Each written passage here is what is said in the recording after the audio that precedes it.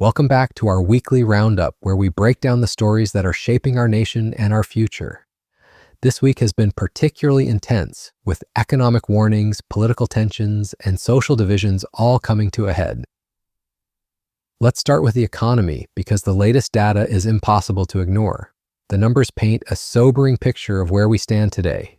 We're starting to see the impact of U.S. President Donald Trump's tariffs as they begin to hit the Canadian economy. Here's a look at some of the latest data points to underscore that. The unemployment rate in August ticked up to 7.1%. That's the highest level in 4 years. The Canadian economy shrank by 1.6% in the second quarter of the year. And during that same period, Canada's productivity dropped by 1%, the biggest plunge in 3 years. These trends will likely factor into the Bank of Canada's next interest rate announcement Wednesday, as well as this fall's much anticipated federal budget, which the Prime Minister has said will be one of both austerity and investment. So, can the feds achieve both? And what is the biggest threat to Canada's economy right now? With me today is Business Council of Canada President and CEO Goldie Hyder. Next to him, Najoud Al-Malez is an economics reporter for the Globe and Mail. And rounding us out today, economist and Atkinson Fellow on the future of workers, Armin. Our unemployment rate has climbed to 7.1%. The highest we've seen in 4 years. The economy actually contracted by 1.6% in the second quarter, and productivity has fallen. These aren't just statistics, they represent real families struggling to make ends meet, businesses cutting back, and a nation facing serious headwinds. The timing couldn't be worse. With Trump's tariff threats looming and our federal government preparing its budget, we're at a critical crossroads. The government is trying to thread an impossible needle, calling their upcoming budget both an austerity measure and an investment plan. They're talking about cuts of 7 to 15% in some areas, which could mean $20 billion in reductions over 3 years. Yet somehow they claim overall spending won't decrease. If that sounds contradictory, you're not alone in thinking so. Meanwhile, south of the border, we're witnessing something deeply troubling unfold in real time.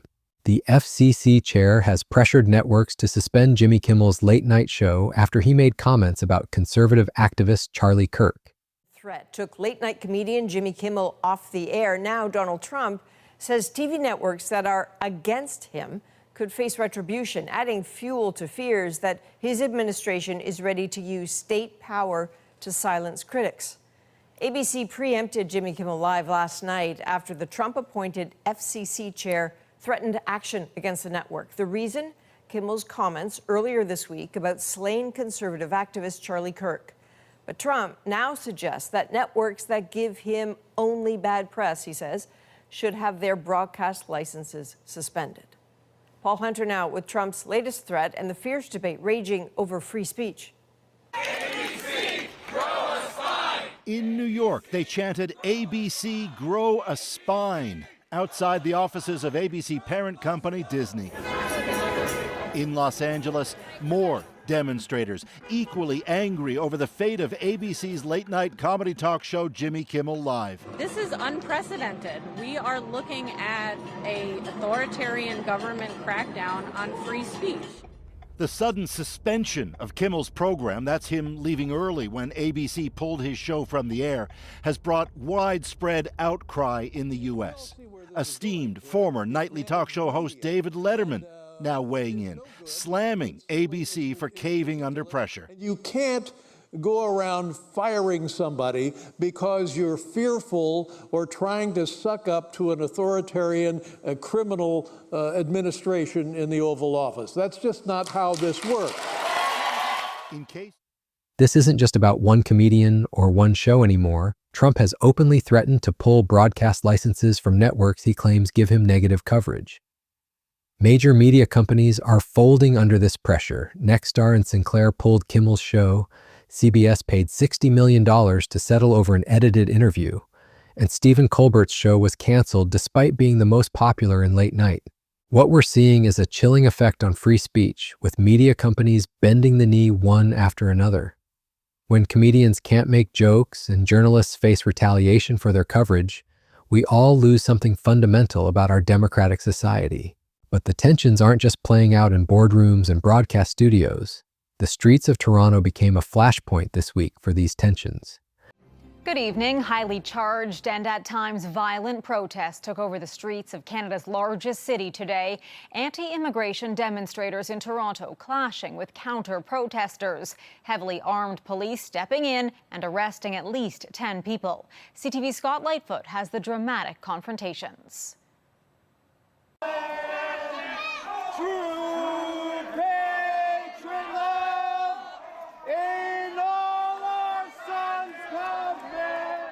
Carrying the flag, they marched through the streets of Canada's most multicultural city, voicing their opinions on immigration policy in this country.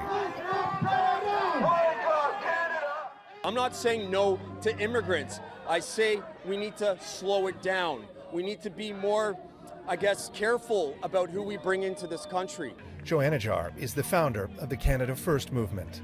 Our duty is to uphold our history, protect our culture and identity. This is why we're here today. Today, he organized a rally that began in Christie Pitts on the same day as similar rallies in other cities around the world, inviting like-minded Canadians to stand up for their beliefs. When my parents came here in 1954, they assimilated. We're Catholic, but we don't wear it on our sleeve. Also in the same park, a larger and louder protest against the Canada First rally.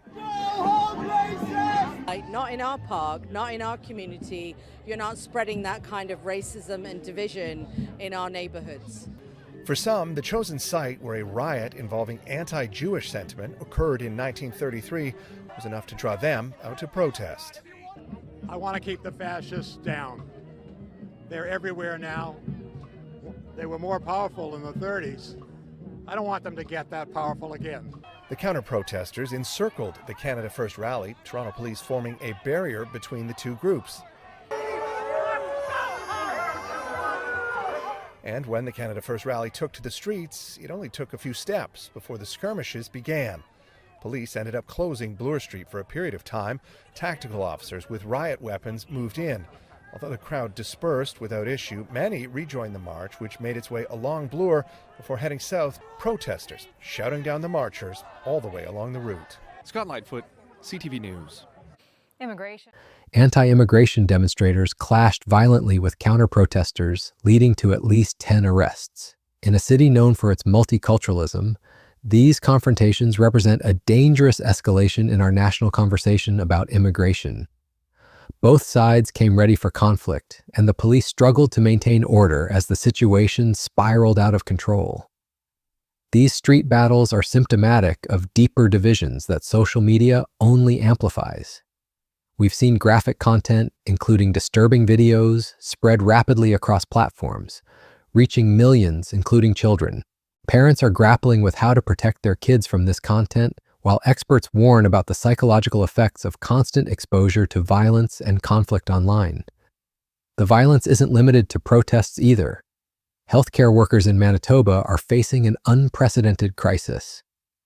At the Health Sciences Centre, nearly 45% of physician safety incidents are occurring.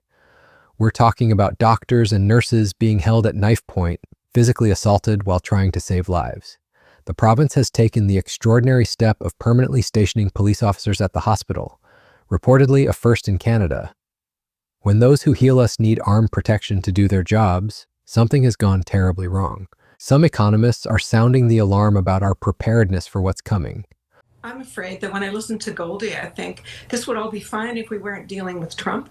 Because no renegotiation of CUSMA or anything else, we're not going to save the trade deal. We've gone through the looking glass. We are not integrated with the United States anymore to the extent that we have had to jack up our defense spending. So if you think spending's out of control, but you don't want more spending on defense, you got a problem, because that's the world we're now in. We're in a world where maybe Russia is going to trigger a third world war. We're in a world where we're trying to recreate our alliances to protect our own sovereignty. We are not even talking about business investment anymore. We're talking about our ability to protect ourselves from the north, from the south, from wherever, because we have been in the crosshairs of the president's desire to take us over in many different ways. And it's total pandemonium south of the border. We are not in a regular business cycle. Falling productivity is happening because people are hanging on to their workers so that they don't have to lay them off as they wait to see, are they going to shutter entirely? Are they going to relocate entirely? We are not in a normal business cycle. To Goldie's point, if the interest rates come down with the central bank next week, it would make 0 sense because price stability is their job number one, and everything's pointing to higher prices going forward. So why would you drop rates and then jack them up again? Price stability, the second word is stability. So we have got a series of factors that are just unprecedented for about 100 years. And we're talking about business investment and productivity. That's nuts. We need an absolutely robust federal response that will involve more spending for all the good reasons that Goldie would like for himself and for his children too. One stark assessment warns that Canada is, quote, not recession ready, with employment insurance coverage at its lowest since 1941. Just 32.8% of unemployed workers are covered. The warning is clear: if we don't fundamentally rethink our economic strategy, increase defense spending, and prepare for potential job losses, we could face economic dislocation on a scale we haven't seen in generations. The relationship with the United States has fundamentally changed. The days of assuming our southern neighbor will always be a reliable partner are over. We need to face this new reality head-on, which means tough decisions about spending, defense, and our economic future. While tensions rise with our southern neighbor, new opportunities are emerging elsewhere. Questions from reporters after meeting with top officials there to get a vital trade relationship back on track. Evan Dyer has been watching it all. So, Evan, can you bring us up to speed? Adrian, the Canadian and Mexican leaders appear to have smoothed over the tensions that emerged following the election of Donald Trump when he succeeded in driving a wedge between the two countries with his tariff plans, causing some Canadian politicians to suggest that Mexico should be cut out of the CUSMA trade deal. These are two countries that face a common threat, and they seem to have decided they're stronger facing it together. We are both undertaking massive transformations of our economy. Plan Mexico, Canada strong. Our efforts will be strengthened by working together. Mexico and Canada want to do more on two fronts. First, work together to save North America-wide free trade by coordinating strategies for next year's review of CUSMA, the trade deal that replaced the original NAFTA 5 years ago. How do we eliminate these tariffs that we both face prior to the end of the year so that we can have a fruitful discussion on the USMCA future beginning in 2026? The two countries also have to cooperate without provoking the Trump administration. They're going to be very careful to make sure that the visit is not portrayed as some kind of strategic meeting or ganging up in some way with the White House. But both countries know they can't count on restoring normal trade with the U.S., and both are looking for new partners. It's a chance for us to talk not just about the tariff dispute that's underway, but also what are we going to be able to do to deepen our bilateral relationships with each other. We've spent way too much time ignoring each other. Now it's time to do more. President Sheinbaum said she wanted to strengthen maritime trade with Canada. Mexico is in the middle of a huge renewal of its infrastructure, including airports, seaports, and rail. But the Mexicans are concerned that Canada's ports aren't big enough to handle the volume of trade they'd like to see. Adrian, Mexican officials are even talking about becoming directly involved in the expansion of Canadian ports, perhaps even helping to build terminals dedicated to Canada-Mexico trade. Mexico is becoming... Prime Minister Mark Carney has been meeting with Mexican officials to strengthen trade relationships. Mexico, now the world's 12th biggest economy, is showing interest in expanding maritime trade with Canada and potentially helping develop our ports. They're even studying our healthcare system as a model. As we navigate the upcoming CUSMA trade review, having Mexico as a coordinated partner could prove invaluable. So where does this leave us? We're facing economic headwinds with unemployment rising and productivity falling. Our media landscape is under pressure from authoritarian impulses. Our streets are seeing violent clashes over fundamental questions about who we are as a nation. Our healthcare workers need police protection. And our most important trading relationship has become adversarial. Yet we're also seeing new partnerships emerge, communities standing up for their values, and a growing recognition that we need to chart our own course. The challenges are real, but so is our capacity to meet them. The coming weeks will test us. The Bank of Canada's interest rate decision, the federal budget, the ongoing trade tensions, all of these will shape our immediate future. But beyond the policy decisions and political maneuvering, we need to ask ourselves fundamental questions about what kind of country we want to be. Do we stand up for free speech even when it's uncomfortable? Do we protect the vulnerable even when it's expensive? Do we maintain our values even when it's easier to compromise? These aren't just political questions, they're moral ones. As we wrap up this week's roundup, remember that these stories aren't just headlines. They're about real people facing real challenges. The unemployed worker wondering how to pay rent, the doctor going to work wondering if today will be the day they're attacked, the parent trying to shield their child from graphic content online, the comedian wondering if their next joke will cost them their career. We're all in this together, navigating unprecedented times with no roadmap. But that's exactly when our choices matter most. Stay informed, stay engaged, and most importantly, stay hopeful. Because despite everything, that's what will see us through. Until next week, this has been your weekly roundup.